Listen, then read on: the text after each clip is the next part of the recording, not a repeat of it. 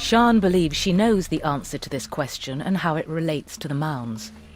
I saw the way that people today, still today, manage, for example, fish in the island.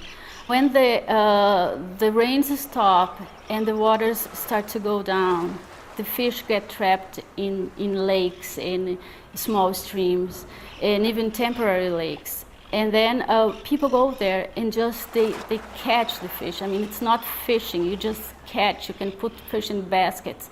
It's very easy. And then I realized that all that was going on very next to the mounds. And in every mound you could find this kind of thing. So it became very clear for me that the mounds were related to the fish ponds. The ancient inhabitants of Marichaux had used ponds on the edge of their mounds to intensify fishing and secure a reliable source of protein for most of the year.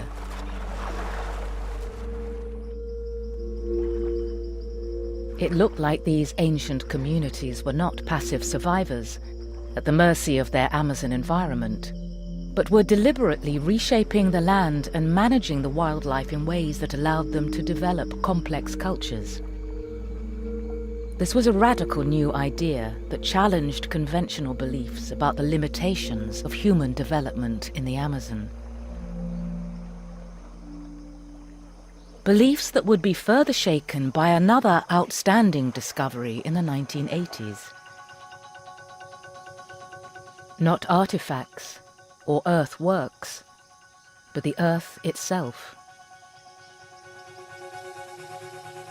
A soil of almost miraculous fertility, known as terra preta, or dark earth. The discovery of terra preta black earth soils in Amazonia is a truly amazing discovery, because Amazonia has always been assumed to be very infertile and not to be conducive to intensive agriculture. The soil is almost oily, very dark. It's almost like working in a coal mine. And these soils are extremely fertile and are far more fertile than the surrounding soils.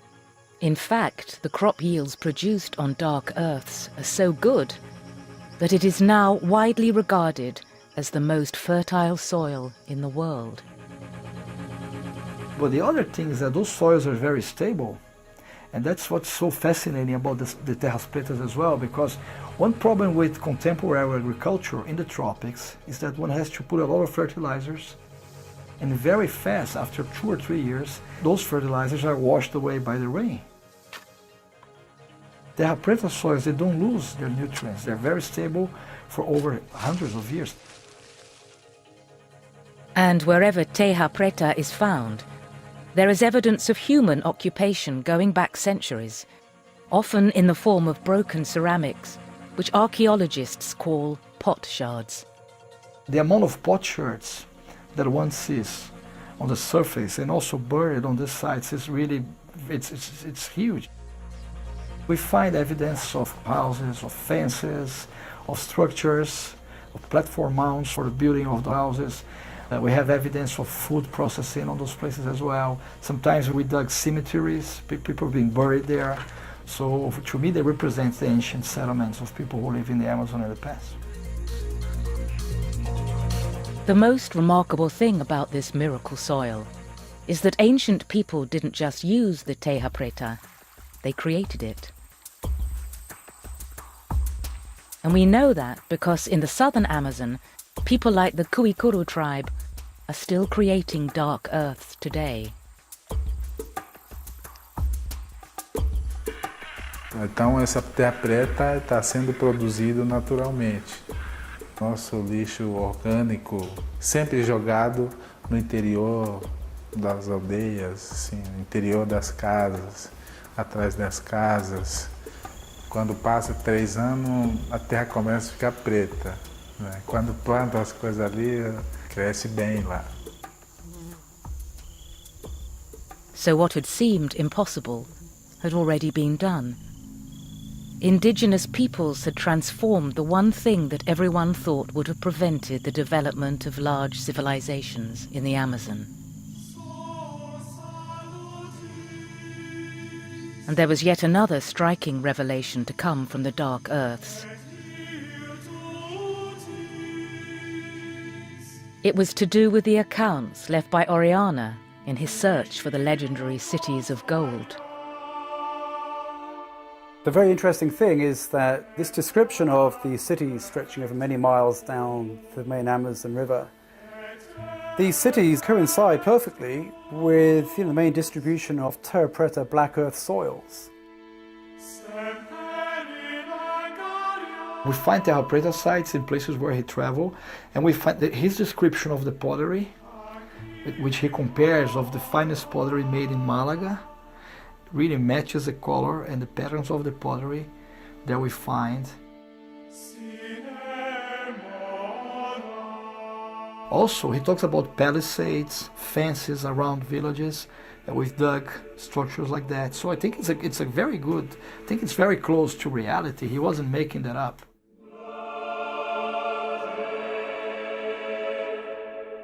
It was becoming clear that the so-called virgin rainforest had in fact once been home to a substantial population. And we know through the archaeology that the areas adjacent to the floodplain were full of people. We have sites from the headwaters of the Amazon to the mouth of the Amazon. So most people today work with the hypothesis that there were like around 5.5 million people in the Amazon by the time of the arrival of the Europeans. 450 years after it was written, Oriana's account was finally vindicated. Far from being a fantastical traveller's tale, it is now widely accepted as historical record. Most of Oriana's observations were made close to the Amazon River.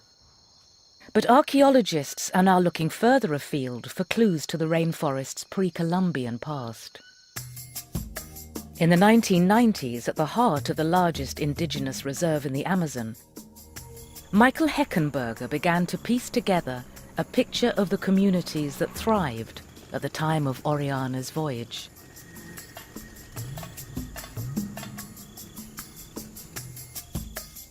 What I was really interested in looking at was their deep history.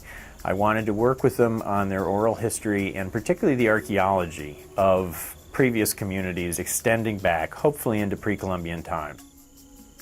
And within weeks of arriving in the Kwikudu village, the Kwikudu chief showed me an ancient archaeological site, which we now know dates to just about the time Europeans first arrived in the Americas, and it was over 10 times the size of the Kwikudu village.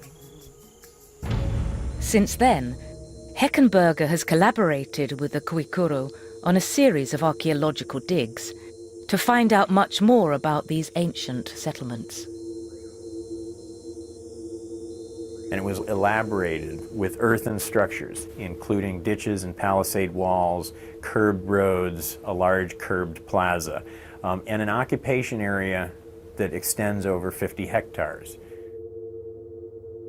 Over the past couple of decades, we've been able to map dozens of sites, many of them that large.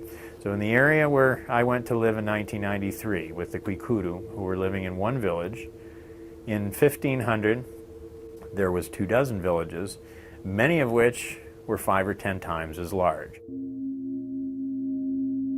When the ancient earth structures were mapped out, a pattern began to emerge.